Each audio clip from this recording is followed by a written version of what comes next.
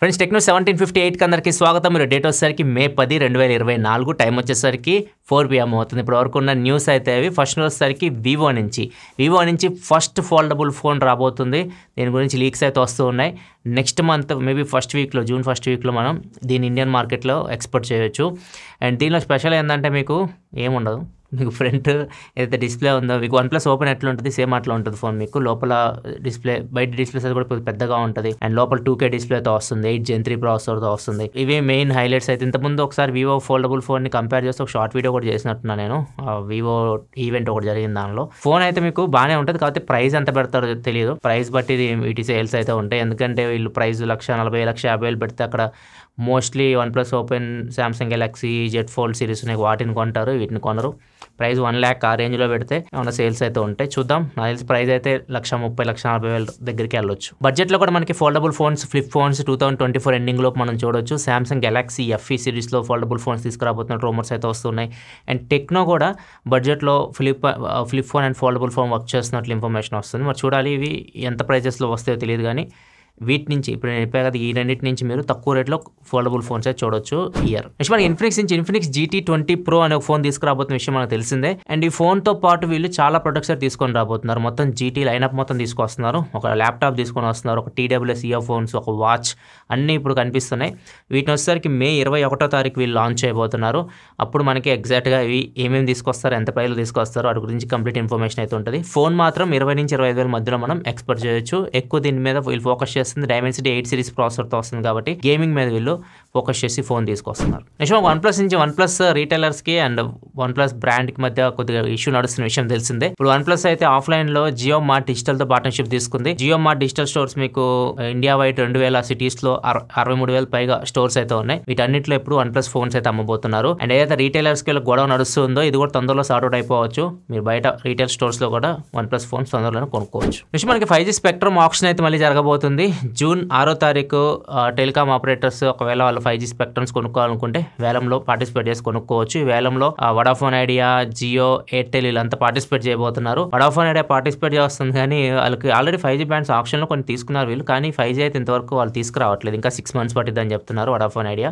Already Jio, Airtel అయితే 5G services అందుబాటులో కూడా తీసుకొని వచ్చినాయి. ఇప్పుడు ఏమేమి బ్యాండ్స్ వీళ్ళు వేలానికి తీసుకొని వస్తున్నారంటే జూన్ 6వ తారీఖు 800 MHz, 900, 1800, 2100, 2300, 2500, 3300 అండ్ 26 GHz బ్యాండ్ కూడా ఉంది. సో చూడాలి మరి ఎవరెవరు ఏమేమి తీసుకుంటారో. ఈ ఆప్షన్లో వీళ్ళు తీసుకున్నవి 20 years వరకు వ్యాలిడిటీ అయితే ఉంటాయి.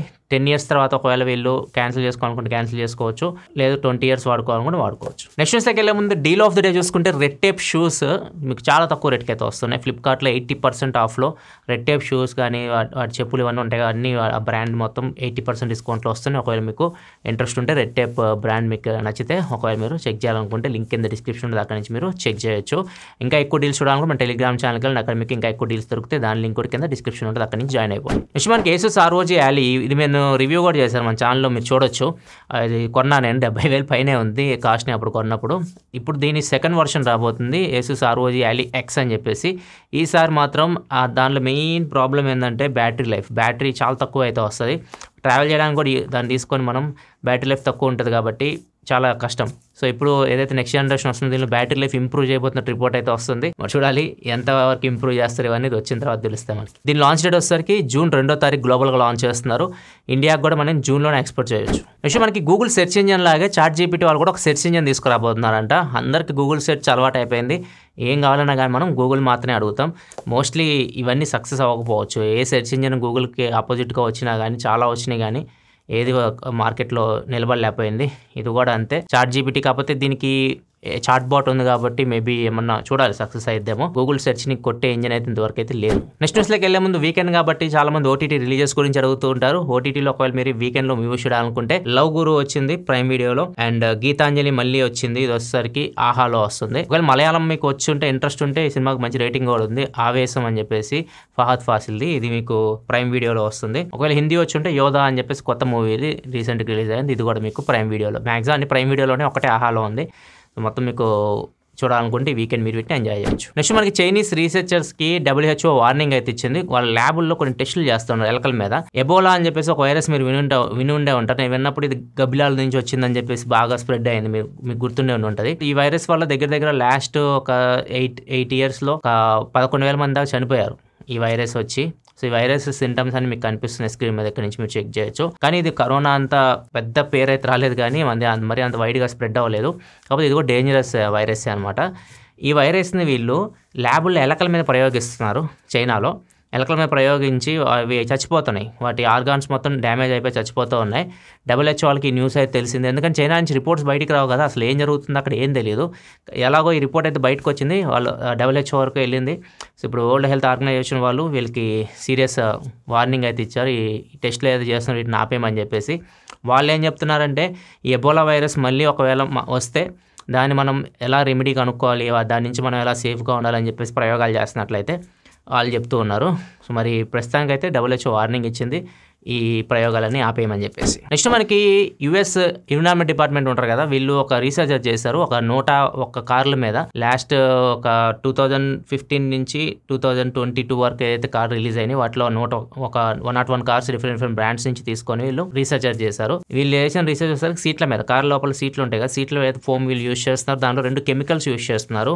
TCIPP, TCEP అని చెప్పేసి 2 కెమికల్స్ అయితే ఉన్నాయి. ఈ కెమికల్స్ యూజ్ చేయడం వల్ల ఏమైందంటే ఫైర్ రెసిస్టెంట్ ఉంటే, ఫైర్ అంత ఈజీగా వాటికి అంటుకోదు.